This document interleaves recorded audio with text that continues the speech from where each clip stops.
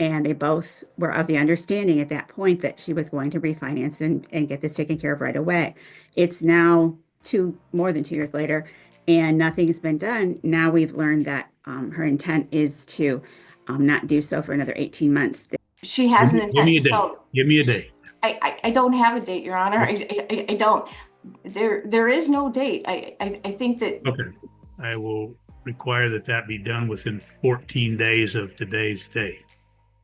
Judge, could she have a little bit more time just due Nope. to the holidays? It's going to be She's had difficult. sufficient time. She can do it within 14 days. Thank you. After the divorce, the house was supposed to be sold, but she has been living in it for more than 2 years, and apparently, she has no interest in selling it. But fortunately, the judge was able to understand what she was trying to do and put an end to it. He gave her 14 days. Court will note the appearance of Ms. McNiff on behalf of the plaintiff, Ms. Thomas on behalf of the defendant. This matter is before the court on the defendant's motion to require plaintiff to comply with the judgment of divorce. All right, so the issue is, of course, whether or not and when Ms. Gentry, Ms. Tinsman has to respond or has to remove his name from the allegation. The concern is that now we've learned that her intent is to not do so for another 18 months. The problem, or to even list the house for sale for another 18 months, which would even be beyond that. But the problem of it is that it's affecting Mr. Gentry's credit. It's affecting his ability to do other things at his house and ownership of his house. And they both were of the understanding at that point that she was going to refinance and get this taken care of right away. It's now more than 2 years later, and nothing's been done. And it seems that Ms. Tinsman is of the belief that she can do this if and when she wants to. And it is affecting his credit. It is affecting, there's all kinds of excuses, but every excuse is one that frankly is under Ms. Tinsman's control. We just are asking for a date by when it needs to be done. That's a fair request. She can't be living on the property indefinitely and expect him to be okay with it when it's affecting him. Just like her, he also wants to move on with his life, and this kind of situation will eventually prevent him from doing certain things, and it's not fair. Okay, thank you. Ms. McNiff, you talk about all sorts of things in the response. What's the date that she'll have this refinanced by?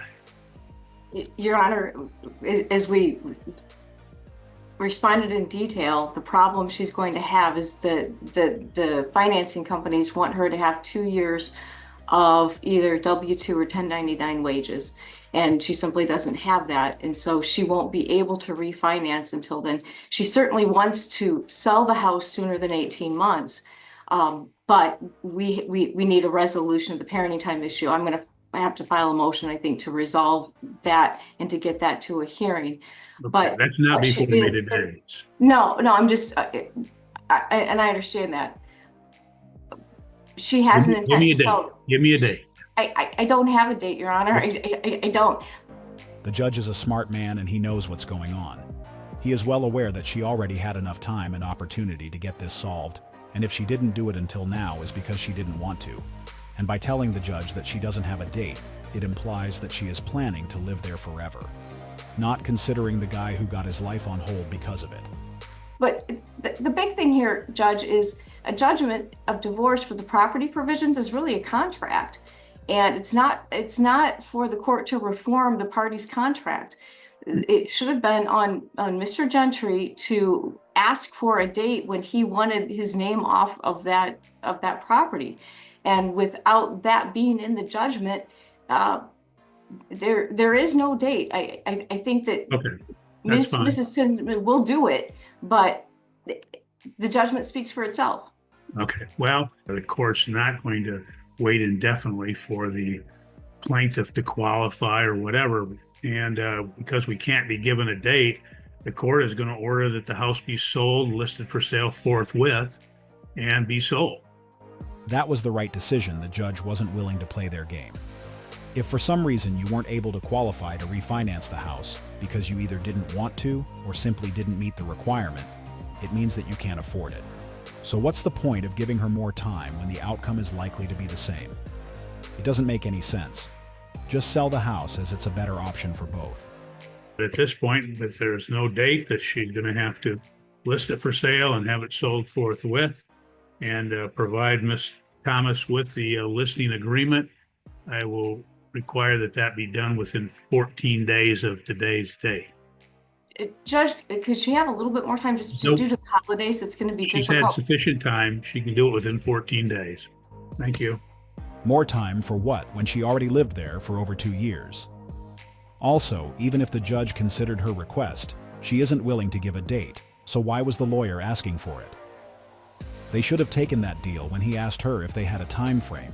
That was the moment they should come up with a deadline. But instead, they decided to play a game, and now it's too late. Now the house must be on the market in 14 days, and soon she will have to find another place to live, as those 2 years were enough. But the problem of it is that it's affecting Mr. Gentry's credit. It's affecting his ability to do other things at his house and ownership of his house. This is what she should consider when trying to delay this process. Imagine being unable to move on with your life just because your ex isn't willing to sell the house. That isn't a good feeling. And we know for sure nobody would appreciate being in his shoes, including her. It was clear that she had no plan to solve this anytime soon, and everyone saw that, including the judge, and that's why he took that decision. She has an Give me intent a to date. sell. Give me a date. I don't have a date, Your Honor. I don't. If you like our video and would like to support our channel, don't forget to subscribe. It will help a lot. That's not a good answer. She said the finance company asked her clients for 2 years of employment history. But she forgot her client has been living there for over 2 years already. So that excuse isn't valid. Also, if we look at this case objectively, he doesn't have to stop his life just because she didn't qualify to refinance it. If she can't afford it or is struggling to keep it, she should move out so that it can get sold. There isn't a valid reason for someone who is no longer her partner to have his life on hold just because she didn't qualify to refinance the property. Even if what she said was true, it still doesn't make sense, as she has been living in the property for over 2 years and now she wants an indefinite time. It means she can easily use the same argument to stay there for another 5 or 10 years. Since they are no longer married, there is no reason he should be tied to her at this level. And she isn't considering the fact that it's affecting his finances and his ability to carry on with his life. One thing I like about this case was the judge's position. He was able to understand her intentions, and he knew it wouldn't be fair on her ex-husband. She wanted to delay this process as much as she could, but he wasn't having it. This is why he rejected her lawyer's suggestion to give her more time. Just like the judge, I also think those 2 years she spent there were enough, and now she will have to find another place to live. Honestly, I really don't understand some women. One of the greatest managers in the history of football. Now, we know Manchester City, we know Pep Guardiola has been very, very stressed recently. They've done really bad this season, and a lot of it has to do with his domestic situation. Pep Guardiola has finally finalized his divorce with his wife, and apparently she wants to take half of his wealth, which apparently she will take, and also his biggest mansion in Manchester and a load of properties that he also has.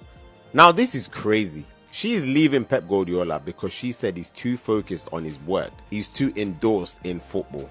Apparently because he extended his contract at Manchester City, and that annoyed her and caused problems for her. What I don't understand is this. Now, I am going to say that I do not know what's happening in their personal lives, but I must say, how insulting to a man like Pep Guardiola, who dedicated his life to be one of the best managers in the sport, and he's got to the top and having to work so hard to get to the top, and you get big contracts, you get millions. Now, it's those millions that have provided an absolute prestigious and luxuriated lifestyle, and now not only do you want to leave, you want to leave with half of it. Why don't you just go and leave him? Why a prenup is necessary. From her point, he doesn't spend time with her. That's why when you choose some career, you don't get married. She sounds like these girls who get mad when their man goes to work. So she is basically complaining about the same work ethic that gave her the lifestyle she had. And on top of that, she also wants half of what that level of dedication helped him to acquire. That was interesting. I can't even imagine his disappointment after realizing that the sacrifice he thought he was making for his family was the same thing that led to their separation. This is the hardest part of this story. This is a man who most likely didn't want to travel all the time. but he did it anyway, thinking that his family would appreciate his efforts. But it didn't work as he expected. Now he knows most of it was in vain, and this is why many claim it's hard to make a woman happy, as even when you think you are doing everything right, she will still find a small gap to complain. Sometimes they are not happy because you aren't doing enough, and when you start doing, they will complain because you are doing too much, just like what happened to them. The funny part about it is that she knew his career path, so if she wasn't willing to be with someone who would be traveling constantly, she shouldn't have agreed to marry him. That would have spared both from all this drama. It would have been a better decision, as it would have given him the opportunity to find a woman who had no issues having a man like him by her side. We reached the end of our video, and we hope you like it. Make sure you check our channel tomorrow for another great content.